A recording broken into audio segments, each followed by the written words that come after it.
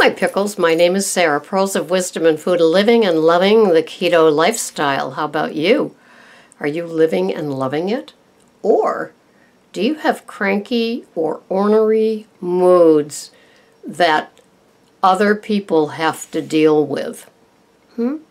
Are you or did you suffer having to go from the standard American diet to keto with no grains, sugars, or fruits, or starchy veggies? Was it difficult for you to make that transition? Are you still in it? Do you make other people pay? I hope not.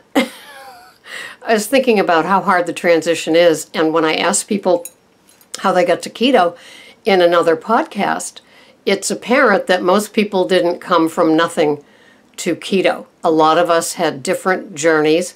I love hearing where you came from. It's just so insightful to who we are as people, especially older people with our deranged, love that word, metabolisms, and what finally is working for us. And there's nothing more exciting for me than to hear from a 60-plus-year-old person that they've lost weight on keto and there's no turning back. How exciting is that to hear? But was giving up the stuff, did you have crabby moments? I think I probably had more crabby moments when I was on Weight Watchers because I was still having like that modified standard American diet where I was just having smaller portions or kind of different foods, kind of Weight Watcher-fied, as it were, sweets and novelties, and finding the low-carb, low-calorie bread items. Did you do that too? And so shifting away from the grains and the fruits and the sugars was still a crabby-making stage. I'm sure it was for me. I thought, of all the things I thought I'd never give up, 1, my sweet Italian coffee mate, 2, my baked potato with my steak on Saturday night, and 3, gum.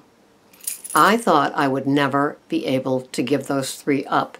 In fact, gum wasn't even a consideration until I flipped it over and I was doing the keto under 20 and I was realizing, well, if I'm having 10 pieces a day and there's 2 carbs per piece, that's my keto 20. So I cut back throughout, got the Velament at Trader Joe's that has less than 1 carb per piece, knocked that down to just a few days a week, and now none days a week. And it's really kind of neat. I'm very excited about that. But I'm sure I was a little bit crabby going. The no sugar especially. I was able to, I remember being on Weight Watchers and finding that Fit and Free pizza, I think online, Weight Watcher Girl 1 turned me onto it. And they had the 100-calorie version. And so I would get that and doctor it up with a little extra cheese and some grilled asparagus. And then I moved on to the gluten-free when I was grain-free for 1 month. After reading, excuse me, Dr. Davis's book from August, all of August, this is 2 years ago, I did gluten-free, and then I transitioned to grain-free in September 2 years ago. So that's kind of exciting for me. It's hard to believe I'm sugar-free and grain-free and mostly fruit-free for the last 2 years. Who knew? That was a fast 24 months. Today, the only thing I have that is fruit are the few berries that the raspberry bush gives us each week. And then Greg and I split them up, and I have my 6 or so 4.4 ounces that I track. Obviously, I measure if it's 0.4 ounces and enjoy. And when it's out of season, there it goes. I'm a hunter-gatherer with my berries. So I don't want to be crabby-abby, and I like to be, kind of smooth. And once I became keto adapted, I'm sure that internally as well as externally, you wouldn't know that I was going through the sugar or grain or fruit withdrawal. But for some of us, there's bumps along the way, and we might get snarky. We don't want to. Of course we don't want to. Why do we want to punish somebody else? But I think for me, the thing that was always foremost in my mind is that I wanted to become fat adapted and move from there. And it's going to take what it takes to become fat adapted. And so that's what I had to do along the way. I keep looking over here and there because I am looking at new kitty. There's new kitty. And got him at the shelter a few days ago. And the reason that I did is because we lost our other Frankie. And so I don't want to go into it. You know, it's just, it was awful. And but I don't want to make the podcast about that. And Greg said, get another kitty. And so I did. So Barney is hissing. And Frankie, Freddie's not quite sure. But we're all adjusting. And so a little more love brought into our lives. I just ordered a kitty condo. So it'll be kind of fun in the tier of who's senior in this house. It takes care of any crabby or orneries that I have.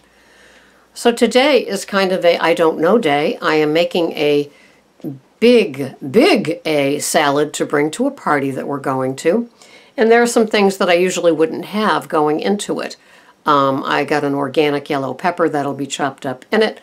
I will put in some chopped up ham in it. There is also going to be a can of chickpeas in it because it's for other people. And I got 2 containers of commercial salad dressing. I will bring a container of olive oil for myself. I'm hoping there's things on the grill, and that's what I will occupy myself with. So I will have like a burger or a hot dog or both, and my salad, and I will be like the 5-year-old picking out the things that I don't eat. So that's how I'm going to roll today. And before we go to the party, I will have probably 2 scrambled eggs with Munster and a sweet Italian sausage by Luigi. So that's how I'm rolling. Did you have a Crabby Abby stage? And how long did it last? I guess I must have really kept mine to myself, or by the time of the transitioning from Weight Watchers to low carb, high fat to keto, I'd had 17 months of low carb, high fat, and then that was part of the no grains, no sugar, no fruit part, and so I was kind of used to it by the time you know, I got to where I am today, and I love being keto adapted, and I hope that you all do too. It is a wonderful program. I love what it does for me. I love my veggies, my fatty meats, and my oils, and I just enjoy every day. Thanks so much for watching. Sarah, Pearls of Wisdom and Food, living and loving the keto lifestyle. Thanks for watching. Bye-bye for now.